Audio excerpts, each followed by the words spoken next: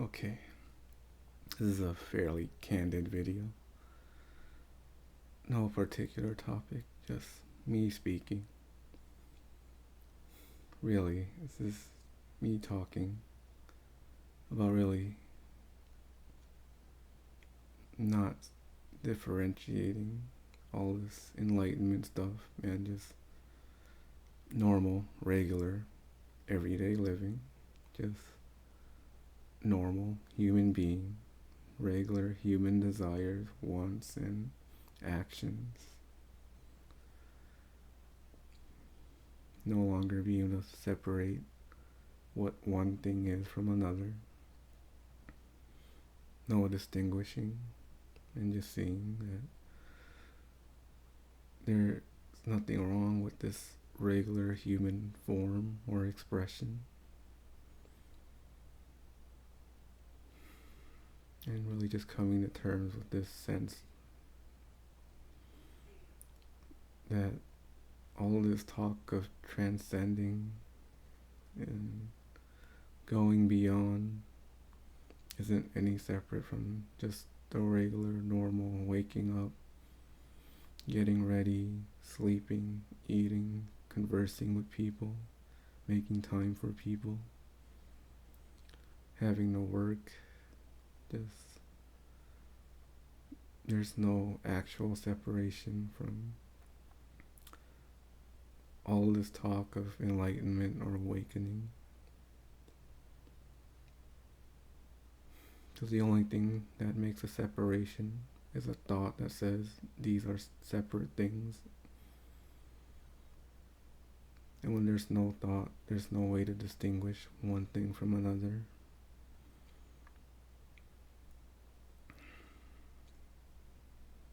And all there is really is being vulnerable.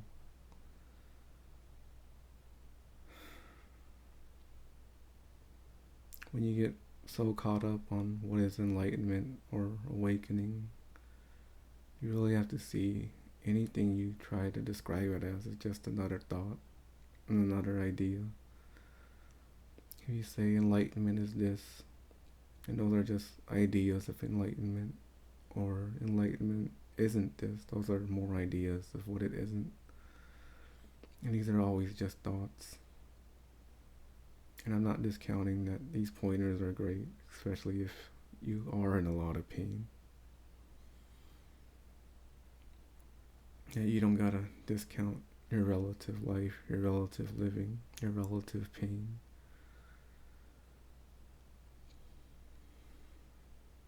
Being so caught up in this idealized thing, whatever you want to call it, enlightenment, liberation, whatever it is. Hoping if you just change yourself to be like this idea in your head, you wouldn't have to suffer anymore.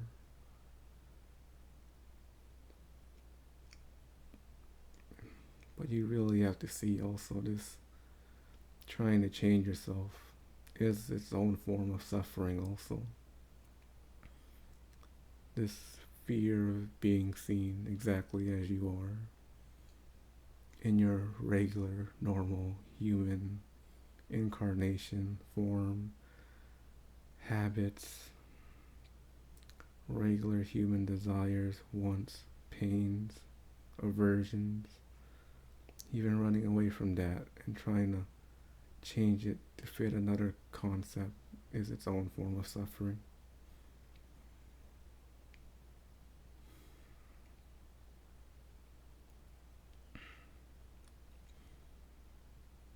Like, could you imagine, although I guess people really do seem to judge people, like how happy they are or how happy they aren't. But that's just more comparison, more mind, more judgment, more ideas. It's like if you were to say, I gotta be this happy, and if you aren't, there's gotta be something wrong with you. But that's just an idea in your head about how you should be. And if you aren't this happy, you'd berate yourself. You'd grab yourself by the neck and say, I need you to be happy, damn it. And that in itself causes more suffering. Instead of just being vulnerable and saying, hey, this is my experience right now. It can be, I am happy, or I'm heartbroken, or whatever it is.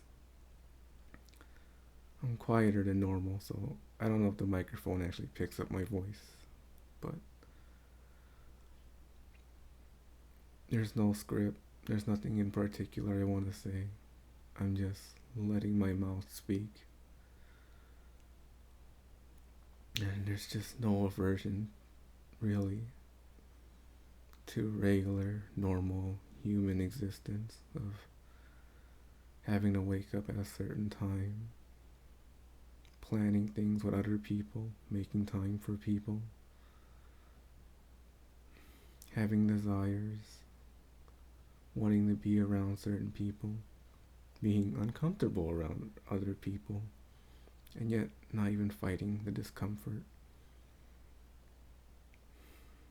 In a way, maybe because this isn't full liberation or whatever, but that comparison itself is so meaningless, especially when you don't even fight the moments you do suffer. Like, I suffer, but so what? It's like, I suffer, but it's fine. Like, I don't gotta try to get rid of my own suffering, and in a way, it's what even is pleasurable or discomfortable if I'm not fighting it.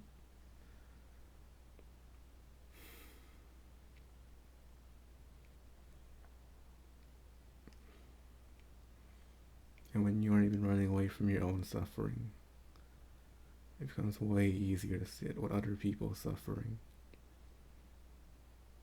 Just when you don't deny your own, you really can just not be averse to other people's. And yet, would you even call it suffering if you don't run away from your own suffering? I have no idea.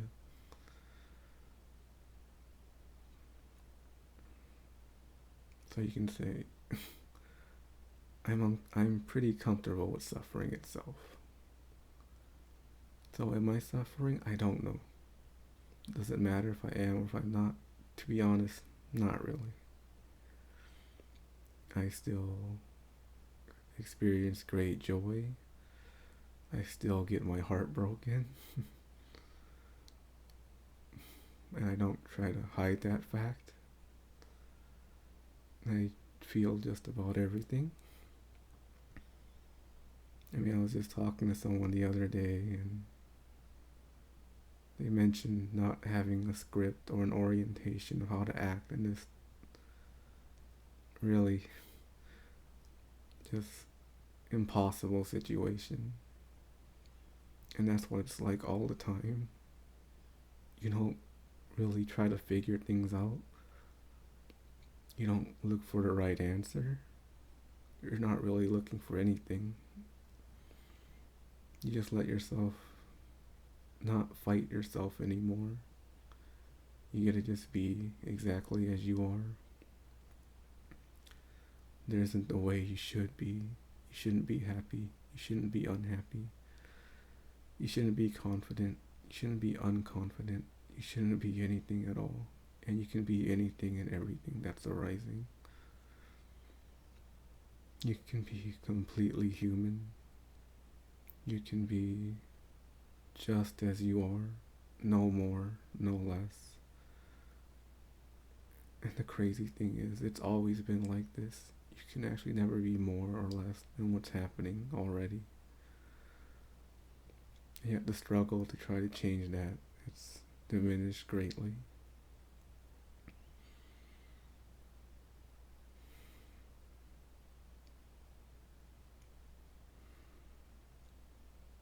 There's really nothing to say, as you already know exactly what's happening. Even when you don't know, that is exactly what's happening. And you don't gotta try to change that. And if you are changing that, it couldn't be any other way.